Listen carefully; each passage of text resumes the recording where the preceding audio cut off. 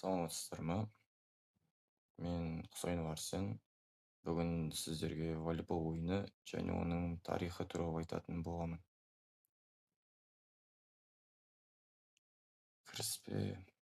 Волейбол командалық спорт түрі. Ойыншылар допты тор арқылы қарсылас команданың алаңына түсіруге тырысады. Бұл ойын жылдамдықты, ептілікті және төзімділікті дамытады. Волейбол ойынының тарихы және эволюциясы.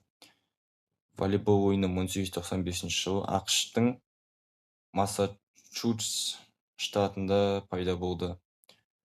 Ойынның негізін қалаған дене шынықтыру пәнінің мұғалімі Уильям Морган болатын. Ол бұл ойынды баскетболға қарағанда жеңіл әрі қауіпсіз ету мақсатында ойлап тапты. Ал 1896 жылы ойынды волейбол деп атауына өзгертілді. Бұл атау доптың ауада бір-біріне берілуіне байланысты қойылған. Ал мына жерде көріп отырғанымыздай, волейбол ойынның ең алғашқы ережелері шығып, басталған кездері сол уақытта түсірілген фотолар. Волейболдың алғашқы ережелері 1895 және 1896 жылдары қойылған. Ойын алаңы нақты өлшеммен шектелмеген. Тордың биіктігі шамамен 198 сантиметр болған.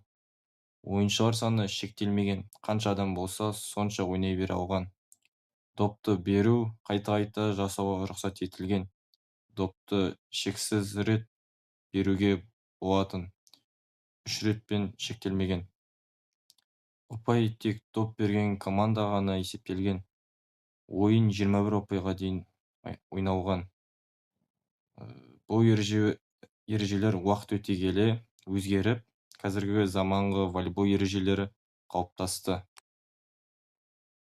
Волейболдың дамуы туралы айта кетейік. Волейбол ойыны басқа елдерге өте тез таралды. Канада, Жапония, Қытай және Еуропа елдеріне. 1947 жылы Халықаралық волейбол федерациясы құрылды. Ал 1949 жылы алғаш рет әлем чемпионаты өтті волейбол ойыны. Волейбол 1964 жылдан бастап Олимпиаданың бағдарламасына енгізілді. Алғашқы Олимпиада жарысы Жапонияның Токио қаласында өтті. Қазіргі таңда волейбол әлемдегі ең танымал спорт түрлерінің бірі болып келеді. Волейболшыға қажетті қасиеттерді айта кетейік. Төзімділік керек. Ойын ұзақ уақытқа созылғанда үнемі қозғалыста болу үшін төзімділік өте керек. Және де ойын уақытында жылдам шешім қабылдай білу керек. Командада жұмыс істей білу керек.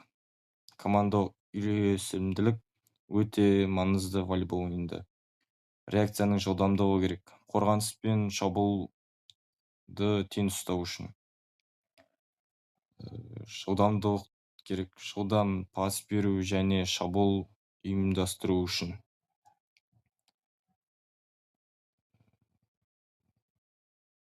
Және де бұл жерде мен және менің өзіммен бірге қасымда ойнап жүрген командамда ойыншыларым, Атырау сборной командасы.